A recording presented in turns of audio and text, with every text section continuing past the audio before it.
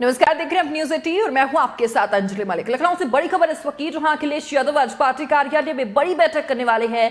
24 को मद्देनजर रखते हुए ये बड़ी बैठक अखिलेश यादव आज करने वाले हैं। इस वक्त की बड़ी खबर लखनऊ से, जहां आज अखिलेश यादव अपनी पार्टी कार्यालय में बड़ी बैठक करने वाली है। कोलकाता में होने वाली राष्ट्रीय कार्यकारिणी को लेकर चर्चा होने वाली है, जहां राष्ट्रीय कार्यकारिणी में रखे जाने वाले जो प्रस्ताव है उन पर मंथन होगा। ये बड़ी खबर देख रहे हैं आप इस वक्त लखनऊ से, जहां आज राष्ट्रीय कार्यकारिणी में जो प्रस्ताव रखे जाएंगे, जो प्रस्ताव पार्टी के कार्यकर्ताओं के सामने भी आज रखे जाएंगे, उन पर मंथन पार्टी की तरफ से किया जाएगा। ये बड़ी खबर इस वक्त की लखनऊ से आप देख रहे हैं। अखिलेश यादव आज पार्टी कार्यालय में पहुंचेंगे। तमाम जो उनके कार्यकर्ता है, पदाधिकारी है, वो मौजूद रहेंगे। साथ ही साथ राष्ट्रीय कार्यकारिणी में रखे जाने वाले प्रस्तावों पर मंथन होगा। निकाय और 24 के चुनाव को लेकर समाजवादी पार्टी जो है कमर कसकर मैदान में उतर चुकी है। लगातार भाजपा को घेरने के लिए सपा मुखिया अखिलेश यादव अब मैदान में आ चुके हैं। बड़ी खबर इस वक्त लखनऊ से है। कोलकाता में जो राष्ट्रीय कार्यकारिणी को लेकर चर्चा आज होने वाली है, एक बड़ी बैठक बताई जा रही है। बड़ी बैठक होगी जिसमें कई सभा के दिग्गज मंत्री भी शामिल होने वाले हैं।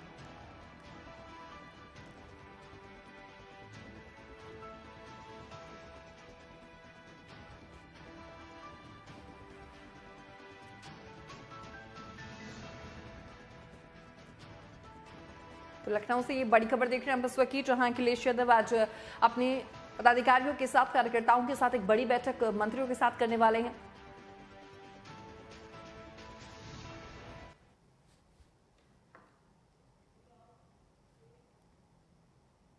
और इसी बीच एक और बड़ी खबर इस वक्त लखनऊ से मिल रही है, जहां यूपी सरकार ने पिछड़ा वर्ग आयोग की रिपोर्ट जो है वो सुप्रीम कोर्ट में सौंप दी है। सरकार ने कोर्ट से सुनवाई के लिए तारीख देने की अपील की है। ये लखनऊ से बड़ी खबर इस वक्त की, जहां यूपी सरकार ने पिछड़ा वर्ग आयोग की रिपोर्ट जो है वो सुप्रीम कोर्ट को सौंप दी है और सरकार ने कोर्ट से सुनवाई के लिए तारीख देने की भी अपील कर डाली है। सुप्रीम कोर्ट ने दाखिल की है पिछड़ा वर्ग आयोग की यह रिपोर्ट। बड़ी खबर इस वक्त देख रहे हैं लखनऊ से, जहां सरकार ने कोर्ट से सुनवाई के लिए तारीख देने की अपील की है। तारीख की जो अपील की गई है वो सरकार की तरफ से की गई है। सुप्रीम कोर्ट में जो दाखिल की है पिछड़ा वर्ग आयोग की रिपोर्ट, उसके लिए और तैयारियों को पूरा करने में कम से कम सरकार की तरफ से कहा गया है कि 20 से 25 दिन लगने वाले हैं। तो राज्य सरकार ने नगर निकाय चुनाव में पिछड़ी जातियों का आरक्षण तय करने के लिए गठित उत्तर प्रदेश राज्य समर्पित पिछड़ा वर्ग आयोग की रिपोर्ट सुप्रीम कोर्ट में दाखिल कर दी है। अब कोर्ट इस प्रकरण पर सुनवाई कर एक बड़ा फैसला देने वाली है, जिसके आधार पर सरकार आगे की कार्रवाई तय करेगी। वही सूत्रों के अनुसार अगर बात करें तो कोर्ट के दिशा निर्देश के मुताबिक ही निकाय चुनाव में पिछड़ों को आरक्षण देने की प्रक्रिया तय की जाएगी। गौरतलब है कि राज्य सरकार द्वारा निकाय चुनाव में पिछड़ों के लिए आरक्षित सीटों की जारी सूची पर विवाद होने के बाद मामला सुप्रीम कोर्ट में पहुंच गया था। कोर्ट ने राज्य सरकार को पिछड़ा वर्ग का आयोग गठन करके निकाय चुनाव में पिछड़ों को दिए गए आरक्षण का परीक्षण कराने का निर्देश दिया था। कोर्ट ने आयोग को 31 मार्च तक रिपोर्ट तैयार करने की जो समय सीमा थी वो दी गई थी। इसी कड़ी में गठित आयोग ने तय समय सीमा से करीब 22 दिन पहले ही अपनी रिपोर्ट सौंप दी है और साथ ही साथ आगे की जो तारीख है वो देने की भी अपील की है। 20 से 25 दिनों का जो समय है वो मांगा गया है।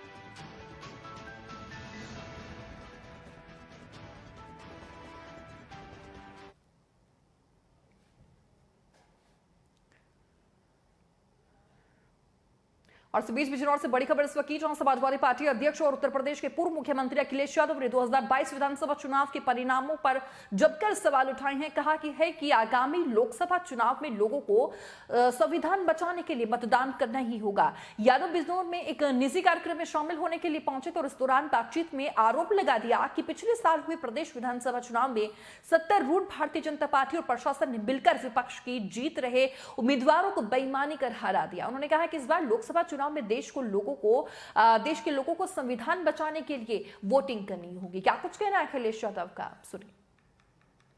मतदान करना पड़ेगा। गैर भाजपाई वोटों को लोकसभा चुनाव में बंटने से रोकने के लिए कोशिश होगी, समाजवादी पार्टी की कोशिश होगी कि जो गठबंधन में रहे हैं साथी, उन साथियों को लेकर साथ। और आप खुद बताइए, क्या प्रशासन ने, बीजेपी ने जो रास्ता अपनाया था उससे समाजवादी पार्टी नहीं हारी? क्या नई मूलियां खड़े हमारे जीते हुए को हरा दिया? कितने वोट से हारे? 203 वोट। जो जीते हुए थे वो हार गए। और बाद में आपको पता हो कि ऑडियो वायरल हुआ था बीजेपी के किसी नेता का। क्या वो ऑडियो फर्जी था? क्या ये बात आप स्वीकार कर लेंगे कि वो ऑडियो फर्जी था? वो ऑडियो असली था? और वो ऑडियो हम लोगों के पास भी है। जब कभी समाजवादी सरकार बनेगी उसकी फॉरेंसिक बाकायदा जांच होकर के ये पता किया जाएगा कि जो प्रशासन के लोग थे उनका कितना हस्तक्षेप था। आपकी पार्टी के बड़े नेता हैं स्वामी प्रसाद मौर्य, उन्होंने बुलडोजर का समर्थन किया है, क्या मानते हैं आप इसको? देखिए, बुलडोजर को मतदान करना पड़ेगा। गैर भाजपाई वोटों को लोकसभा चुनाव में बंटने से रोकने के लिए क्या कोशिश होगी, समाजवादी पार्टी की कोशिश होगी कि जो गठबंधन में रहे हैं साथी, उन साथियों को लेके चले साथ। और आप खुद बताइए, क्या प्रशासन ने, बीजेपी ने जो रास्ता अपनाया था उससे समाजवादी पार्टी नहीं हारी? क्या नई मूल्य खड़े हमारे जीते हुए को हरा दिया? कितने वोट से हारे? 203 वोट। जो जीते हुए थे वो हार गए। और बाद में आपको पता हो कि ऑडियो वायरल हुआ था जी बीजेपी के किसी नेता का। क्या वो ऑडियो फर्जी था? क्या ये बात आप स्वीकार कर लेंगे कि वो ऑडियो फर्जी था? वो ऑडियो असली था और वो ऑडियो हम लोगों के पास भी है। जब कभी समाजवादी सरकार बनेगी उसकी फॉरेंसिक बाकायदा जांच होकर के ये पता किया जाएगा कि जो प्रशासन के लोग थे उनका कितना हस्तक्षेप था। आपकी पार्टी के बड़े नेता हैं स्वामी प्रसाद मौर्य, उन्होंने बुलडोजर का समर्थन किया है, क्या मानते हैं? और इस बीच उमेशपाल हत्याकांड से जुड़ी बड़ी खबर इस वक्त मिल रही है जो प्रयागराज से। आपको बता दें कि उमेशपाल हत्याकांड में 5 शूटर्स पर इनाम की जो राशि है वो बढ़ा दी गई है। 2.5 लाख से बढ़ाकर 5-5 लाख रुपए की जो राशि है वो इनाम घोषित कर दिया गया। ये बड़ी खबर इस वक्त की उमेशपाल हत्याकांड से जुड़ी हुई बड़ी अपडेट हम आपको बता रहे हैं। जहां प्रयागराज से ये खबर है इस वक्त की, उमेशपाल हत्याकांड में 5 शूटर्स पर जो है वो इनाम की राशि बढ़ा दी गई है। 2.5 लाख से बढ़ाकर 5 लाख रुपए की इनाम की जो राशि है वो घोषित कर दी गई है। अतीक के बेटे असद समेत 5 शूटर्स पर इनाम बढ़ा दिया गया है। प्रमुख सचिव गृह संजीव प्रसाद ने आदेश जारी कर दिए। बड़ी खबर इस वक्त प्रयागराज से देख रहे हैं आप। उमेशपाल हत्याकांड से जुड़ी बड़ी अपडेट है। इनाम जो है वो अधिक घोषित कर दिया गया है। अब शूटर्स के ऊपर 2.5 लाख से बढ़ाकर 5 लाख रुपए का इनाम राशि कर दी गई है। अतीक के बेटे असद समेत इसमें 5 शूटर्स के नाम शामिल हैं जिनके ऊपर इनाम बढ़ा दिया गया है। बड़ी खबर इस वक्त प्रयागराज से आप देख रहे हैं। लगातार जो योगी सरकार है वो माफियाओं पर शिकंजा कसने के लिए तैयार है। उत्तर प्रदेश पुलिस ने गैंगस्टर और पूर्व सांसद अतीक अहमद के बेटे और उमेशपाल हत्याकांड के आरोपी असद समेत 5 लोगों के बारे में सूचना देने वाले के लिए इनाम की राशि जो है वो सोमवार को दोगुनी कर दी है और दोगुनी 2.5 लाख से 5 लाख रुपए तक कर दी। आपको बता दें कि एक वरिष्ठ अधिकारी ने सोमवार को बताया कि असद के अलावा अन्य 4 आरोपी अरमान, गुलाम, गुड्डू और साबिर है। बहुजन समाज पार्टी के विधायक राजूपाल हत्याकांड के मुख्य गवाह उमेशपाल और उनके पुलिस सुरक्षा कर्मी संदीप निशांत की 24 फरवरी को प्रयागराज के धूमनगंज इलाके में उनके घर के बाहर गोली मारकर हत्या कर दी गई थी। पूर्व सांसद अतीक अहमद राजूपाल हत्याकांड का मुख्य आरोपी है और फिलहाल गुजरात की जेल में बंद है। तो ये बड़ी खबर इस वक्त की उमेशपाल हत्याकांड से जुड़ी हुई, जहां शूटर्स के ऊपर जो अब राशि है इनाम की वो बढ़ा दी गई है।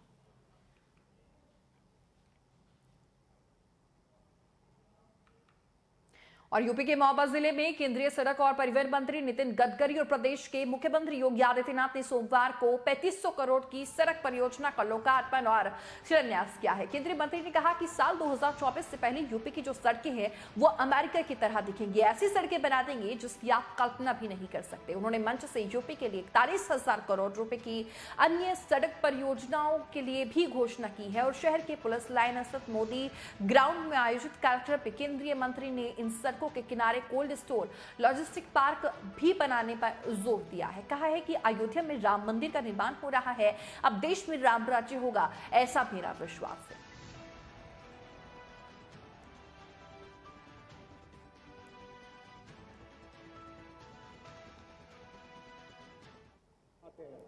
मैं कभी झूठ नहीं बोलता हूं और इसलिए आपको वचन देता हूं कि 2024 समाप्त होने के पहले बुंदेलखंड के और उत्तर प्रदेश के रोड, नेशनल हाईवे अमेरिका के बराबर बनेंगे ही।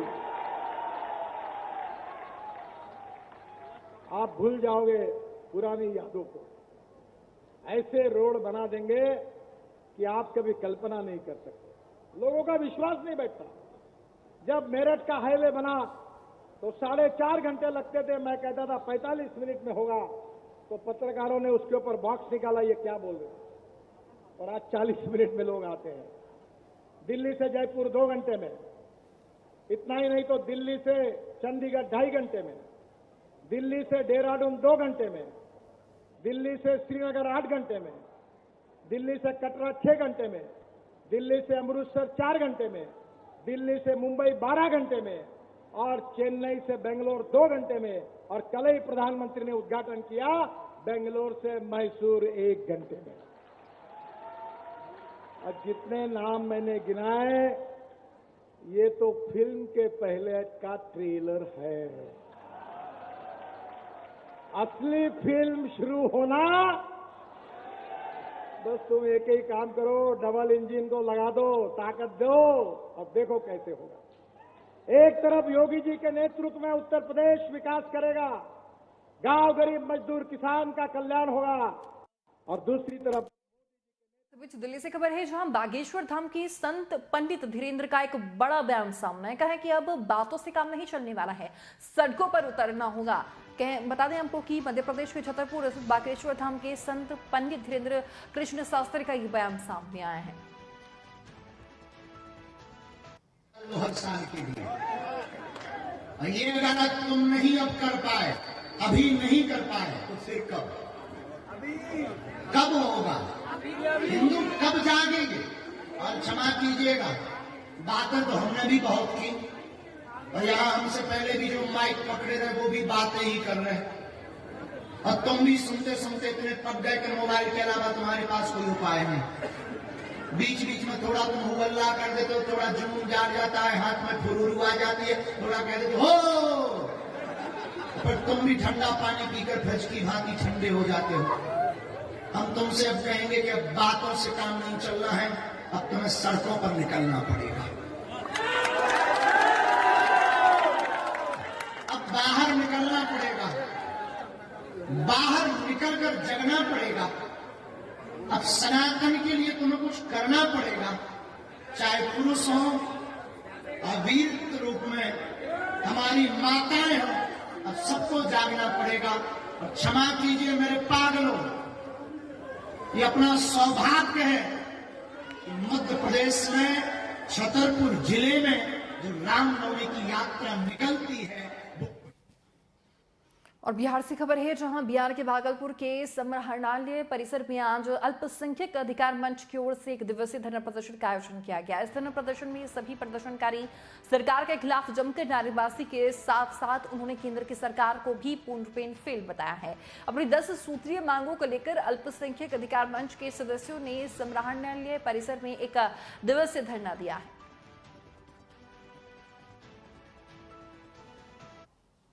संख्यक अधिकार मंच की ओर से पूरे बिहार में जिला कार्यालय में हर जगह हर जिला में आज धरना प्रदर्शन रखा गया है।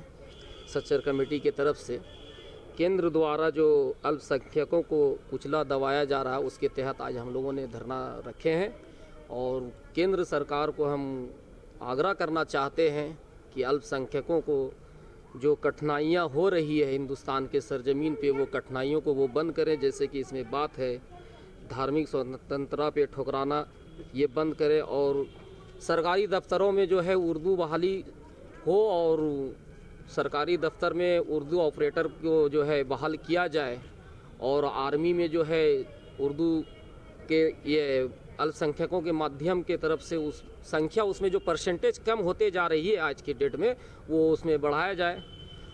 और आने वाले समय में देख रहे हैं कि जब से मोदी सरकार आई है 2014 से, तब से जो ये मौजूदा सरकार में अल्पसंख्यकों को बहुत ही कठिनाई का परेशानी करना पड़ रहा है। उसके तहत मैं केंद्र तक आवाज़ पहुंचाना चाहता हूं कि आज आप देखेंगे 1958 के दौरान जो जिस समय जो देश आज़ाद हुई थी उससे पहले गुलामी में थे, तो दिल्ली से लेके लाहौर तक अल्पसंख्यकों की लाश जो है प्रति एक गाछ में उसको लटकाया गया था। उस समय जो हिंदुस्तान को बचाने के लिए अल्पसंख्यकों ने योगदान दिया है और आज ऐसा दिन हम लोगों को देखना पड़ रहा है कि हम लोग दबे कुचले जा रहे हैं। एक राय बराबर वाराणसी में श्री काशी विश्वनाथ मंदिर में बाबा विश्वनाथ के स्पर्श दर्शन के लिए श्रद्धालुओं को अब शुल्क जमा करना होगा, ऐसी खबरें सामने आ रही थी। लेकिन कमिश्नर कौशल राज शर्मा ने यह स्पष्ट किया है कि विश्वनाथ मंदिर में स्पर्श दर्शन को कोई भी शुल्क लगाने का अभी निर्णय नहीं लिया गया है और ऐसा कोई निर्णय भविष्य में अगर होता भी है तो उसकी जानकारी दे दी जाएगी। कमिश्नर कौशल राज शर्मा ने कहा कि एक दिन ट्रस्ट की मीटिंग हुई थी, उसके 1-2 दिन बाद भी ये बात सामने आई थी, तब भी स्पष्ट कर दिया गया था। सुनिए। कुछ चार्ज लगेंगे, कुछ चीजें सामने आ रही हैं। काशी विश्वनाथ मंदिर में स्पर्श दर्शन को लेकर चार्जेस की कोई व्यवस्था भी लागू नहीं की जा रही है। बोर्ड मीटिंग जो हुई थी उसमें यह तय हुआ था कि काफ़ी ऐसे लोग हैं जो सामान्य में निःशुल्क स्पर्श दर्शन होते हैं, उसके अलावा भी दिन में स्पर्श दर्शन के लिए रिक्वेस्ट करते हैं और उसकी वजह से बाकी श्रद्धालुओं की लाइन लोग के उनके दर्शन करवाने पड़ते हैं। बाकी देश के जितने भी बड़े शिवालय मंदिर हैं उनमें 1500 रुपये से लेकर 2-3 हज़ार रुपये तक की स्पर्श दर्शन की व्यवस्था उन समयावधि में होती है जब निःशुल्क वो नहीं समयावधि में शामिल होते हैं। उसको लेके बोर्ड में चर्चा हुई थी लेकिन अंतिम निर्णय नहीं हुआ है इसको लेके, तो इस प्रकार की कोई व्यवस्था लागू नहीं की जा रही है क्योंकि चर्चा हुई थी और इस वजह से मीडिया में बात गई थी। परंतु ट्रस्ट ने अधिकतर ऐसे मुद्दों पर चर्चा की थी जो बाकी मंदिरों में जिनकी व्यवस्था है परंतु वाराणसी में वो व्यवस्था नहीं है। इसी के अंतर्गत टिकट का प्राइस बढ़ाना एक व्यवस्था लागू की गई थी, आंशिक रूप से टिकट का प्राइस बढ़ाया गया था और वो भी उन्हीं मंदिरों को देखते हुए बढ़ाया गया था जिनमें ऐसे कॉरिडोर भारत में बने हैं और उन्होंने उसका लाभ लेते हुए ऐसा कार्य किया है। निःशुल्क जो दर्शनार्थी हैं या निःशुल्क रूप से जितना भी हमारा स्पर्श दर्शन है वो हमेशा चालू रहेगा।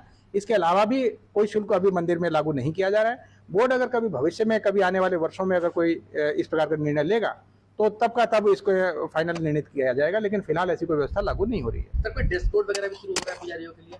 जी, पुजारियों के लिए पहले ड्रेस कोड हुआ करता था, अर्चक पूरे ड्रेस कोड में किया करते थे, लेकिन ये व्यवस्था धीरे धीरे लुप्त हो गई और कुछ बाकी भी जो ट्रस्ट के जो लोग हैं उन्होंने भी अच्छा सा ध्यान नहीं दिया था। अब ट्रस्ट में क्योंकि होलिस्टिक और इस बीच बहराइच से खबर के रुख कर लेते हैं जो बहराइच में मिशन भुगतान यात्रा के बैनर तले सैकड़ों लोगों ने सहारा समेत कई बड़ी कंपनियों के द्वारा भुगतान न किए जाने के खिलाफ कलेक्ट्रेट परिसर में प्रदर्शन कर जिलाधिकारी बहराइच को ज्ञापन सौंप दिया है। आपको बताते चलिए कि सहारा समेत कई बड़ी कंपनियों के द्वारा जमा किए गए पैसों का लंबे समय से भुगतान न होने से देश के कई हिस्सों के जो लोग हैं वो काफी परेशान हैं। कहाँ के रहने वाले? बहराइच से हूँ। क्या प्रकरण है? आप लोग डीएम कार्यालय में? हम लोग सहारा से हैं, सहारा में जमाकर्ता भी हैं और कार्यकर्ता भी है। काफ़ी समय से हम लोग इसमें काम कर रहे थे जिससे कंपनी काफ़ी समय से 5-6 वर्षों से भुगतान नहीं कर पा रही है, ना जमाकर्ता का ना कार्यकर्ता का कमीशन पेमेंट हो पा रहा है। इस वजह से हम लोग पीड़ित हैं और न्यायालय की शरण में गए। जब सहारा ने पेमेंट नहीं किया तो हम लोग न्यायालय की शरण में आए जिससे यहाँ से कोर्ट से आदेश हुआ कि FIR की जाए, जिसको काफ़ी समय से 17 दिन हो चुके हैं और जो मोतीपुर थाना अध्यक्ष महोदय हैं वो रिपोर्ट नहीं दर्ज कर रहे हैं और हम लोगों को SP जी के पास भेज रहे हैं, कहें SP साहब से मिलिए तभी आपका मुकदमा दर्ज। उन्होंने रोक रखा। तो आज आप डीएम ऑफिस में कहाँ के रहने वाले? मैं दानपारा का रहने वाला हूँ सर। आज आप लोग यहाँ डीएम ऑफिस में आए, क्या कारण है? जी, डीएम ऑफिस में आए हैं कि यहाँ ये सहारा से संबंधित जो मैंने पैसा जमा किया है उसके लिए आए हैं डीएम साहब के पास। चूँकि आपको बता दूँ कि मैं लगभग 30 साल मैंने सेना में नौकरी किया और रिटायर्ड होने के बाद मैंने उसमें ज़्यादा से ज़्यादा पैसा मैंने सहारा इंडिया में डाल दिया, बल्कि ये सोचिए तो पूरा जिंदगी की कमाई ही मैंने डाल दिया है और अभी ठगी। और इस बीच कुशीनगर से बड़ी खबर इस वक्त की है जो कुशीनगर में दो पक्षों के बीच मारपीट का मामला सामने आया है और मारपीट में 3 लोग गंभीर रूप से घायल हो गए हैं। तो घायलों में एक जो व्यक्ति है इलाज के दौरान बताया जा रहा है कि मौत हो गई है। ये बड़ी खबर इस वक्त कुशीनगर से है जहां आपसी कहासुनी के चलते 2 पक्ष जो है वो आपस में भिड़ गए और मारपीट होने लगी। दोनों पक्षों में मारपीट में 3 लोग गंभीर रूप से घायल भी हो गए हैं। घायलों में एक व्यक्ति की इलाज के दौरान मौत हो गई है जहाँ CO समेत मजिस्ट्रेट और भारी पुलिस फोर्स मौके पर मौजूद है। तो कुशीनगर से खबर देख रहे हैं आप इस वक्त की, जो हम बता दें आपको कि 2 पक्ष आपस में भिड़ते हुए नजर आए हैं। तस्वीरों में साफ तौर से देखा जा सकता है पुलिस फोर्स मौके पर मौजूद है और भारी संख्या में यहाँ तैनाती कर दी गई है पुलिसकर्मियों की, क्योंकि स्थिति जो है वो काफी तनावपूर्ण यहाँ देखने को मिल रही थी कुशीनगर से। ये हम बड़ी खबर इस वक्त की आपको बता रहे हैं, 2 पक्ष आपस में भिड़ गए हैं।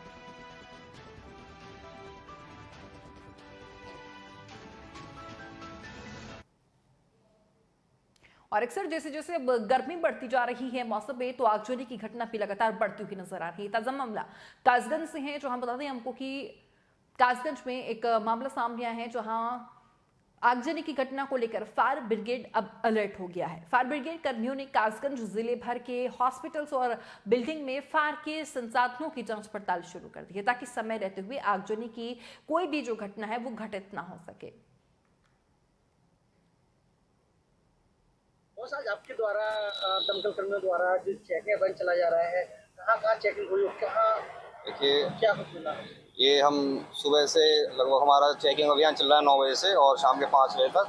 और इस चेकिंग अभियान में जो हेडक्वार्टर की तरफ से अभी रिसेंटली जारी हुआ है, इसमें क्या है कि हम हॉस्पिटल की मॉक ड्रिल्स, इवैक्यूएशन ड्रिल और उनकी फायर फाइटिंग अरेंजमेंट चेक कर रहे हैं ताकि कोई अनहोनी फायर से रिलेटेड ना हो पाए, जिसे हम कम से कम टाइम में और स्टाफ को थोड़ा सा ट्रेन करते हैं, जिससे थोड़ा सा जब तक हमारी गाड़ी टर्न आउट पाए थोड़ा सा उसे फर्स्ट एड के तौर पे उसे आग को कंट्रोल कर सकें। बाकी ये 3 दिन की हमारी स्कीम नंबर 3 चल रही है, जिसमें हॉस्पिटल्स का निरीक्षण रहेगा। और सभी अगली खबर के रुख करते कुशीनगर से, जहां हर साल 3 दिसंबर को मनाए जाने वाले विश्व दिव्यांगता दिवस पर दिव्यांगों के उत्थान के प्रशासन लाख दावे करता हो, लेकिन हकीकत में दिव्यांग अपने प्रमाण पत्र तक बनवाने के लिए धक्के खाने को मजबूर है। कई हफ्ते तक सरकारी अस्पताल, जिला अस्पताल से लेकर जिला चिकित्सा अधिकारी कार्यालय में धक्के खाने के बाद भी उनका काम जो है वो सफल नहीं हो पाता है। यही हाल आज कुशीनगर के जिला मुख्यालय रविंद्र नगर स्थित जिला चिकित्सा अधिकारी कार्यालय परिसर में बने जिला दिव्यांग कार्यालय का है, जहां पिछले कई दिनों से कई बुजुर्ग दिव्यांग से लेकर बच्चे और बुजुर्ग महिलाएं अपना प्रमाण पत्र बनवाने के लिए चक्कर काट रही हैं, लेकिन उनकी सभी कागजी कार्रवाई होने के बाद भी दिव्यांग प्रमाण पत्र नहीं बन पा रही हैं। दिव्यांगों की सुविधाएं, सहूलियत और अधिकारों के लिए जिला प्रशासन से लेकर स्वास्थ्य विभाग तक कोई भी गंभीर नजर नहीं आ रहा है। लोग काफी परेशान हैं, 3 बार 4 बार बना के लाओ, ड्यूटी विकलांग लगे ना लोगों की, बना के लाइए। वो 1 बजे 10 बजे या 11 बजे आएंगे, या 10 बजे आ जाए मौके पर, ड्यूटी बनाओ, लोगों को डालो। वहाँ पर अभी कोरोना आए हैं, ये सेम ऑफिस आए हैं, एरोली थाना से आए हैं। क्या करने आए हैं? ये इसका सर्टिफिकेट बनवाने के लिए ऑनलाइन। क्या हो रहा है? क्या नहीं, अब इससे दिक्कत हमारे तो हो रहा है नहीं, एक हाथ से क्या होने वाला है। क्या कह रहे हैं लोग? नहीं, कागज तो जमा किए हैं, अब डॉक्टर साहब का इंतजार है कि डॉक्टर साहब आएंगे तो देखिए क्या बोलते हैं। कब से आए हुए हैं? 8 बजे का आए हुए हैं। और क्या बज रहा है? अभी तो 1:15 हो गया सर। क्या कह रहे हैं? कब तक डॉक्टर आएंगे? 2 बजे। कितना दिक्कत हो रहा है? दिक्कत हो रहा है ना सर, अभी हम लोग को जाना भी है यहाँ से, मियाँ बीवी दोनों विकलांग को, पैर से विकलांग थे, हम हाथ से विकलांग थे। 100-150 तक 200-300 भाड़ा ही लग जाता है आने जाने। और तो सुबह से कुछ खाए नहीं है, घर का क्या पी के। कितनी बार आते हो गया? दूसरा चांस है, शुक्रवार को भी आए थे, आज फिर आए। कोई सुनवाई नहीं हो रही। आदमी बोले कि सोमवार को सब मीटिंग होता है, सोमवार के आओ। कोरोना आए हैं, ये सेम ऑफिस आए हैं, एरोली थाना से आए हैं। क्या करने आए हैं? ये इसका सर्टिफिकेट बनवाने के लिए ऑनलाइन। क्या हो रहा है? क्या नहीं, अब इससे दिक्कत हमारे तो हो रहा है नहीं, एक हाथ से क्या होने वाला है। क्या कह रहे हैं लोग? नहीं, कागज तो जमा किए हैं, अब डॉक्टर साहब। और फिलहाल में साथ इस खास बुलेटिन में इतना ही। तमाम ऐसी खबरों के लिए बने रहिए लगातार न्यूज़ सिटी के साथ। नमस्कार।